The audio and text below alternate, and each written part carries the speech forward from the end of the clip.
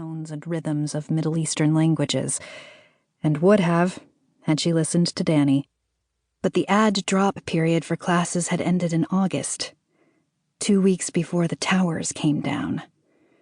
The Arabic department at West Point was inundated after that. But the truth was, even if she'd known the future, she probably would have stuck with Spanish. West Point was hard enough without adding another challenge to her schedule. Plus, even if they could speak the same language, the boy wasn't listening. Hannah wiped a stream of sweat from her forehead. Heat dragged its fingers up the sleeves of her uniform, down her back, against her neck. It was hard to breathe here, hard to think. She recalled watching heat waves rise from the ground on her grandfather's ranch every summer of her childhood, distorting her vision, like transparent oil in the air. But this, 120 degrees, was a formidable home field advantage. The heat made the days run together. Hannah had arrived in Afghanistan 8 months earlier, in March. She'd taken 2 weeks of rest and recuperation in the summer with Tim, and now was staring down the barrel of 7 more months in the Middle East. She closed her eyes and imagined her husband out kayaking on the water. Husband. That word sounded as foreign in her mouth as any word of Pashto. The time they'd spent together on Jekyll Island during her R&R was a memory Hannah could hold on to until they were together again.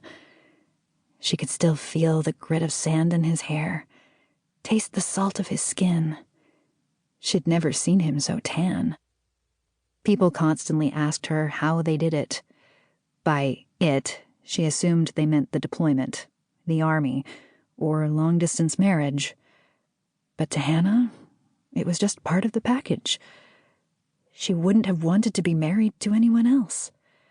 So if this was what it took to be Mrs. Timothy Neesmith, then so be it.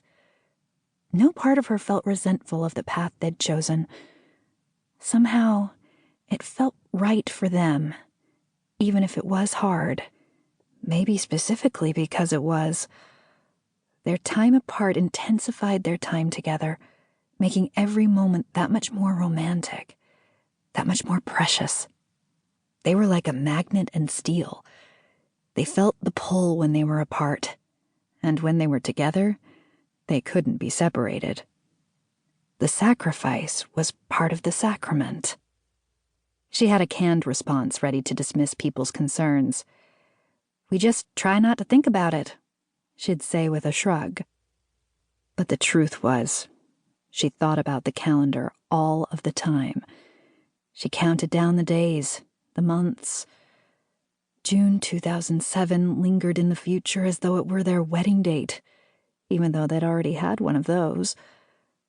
In less than a year, they'd be back together again. It wasn't that long, really. Not when you compared it to forever. If they could just endure, all would be well in the end. And as the days ticked off of her deployment, moving her closer to home, Hannah had never been more confident that the waiting would be worth it.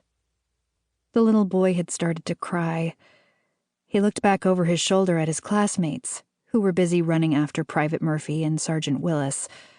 Willis and Murphy were terrible at soccer, bobbling around with the ball, holding their M16s to the side so they wouldn't swing around their backs. The children were laughing. It had turned into a game of chase. "Look," Hannah continued. "See?" When he turned back to look at her, the little boy's eyes narrowed with hate.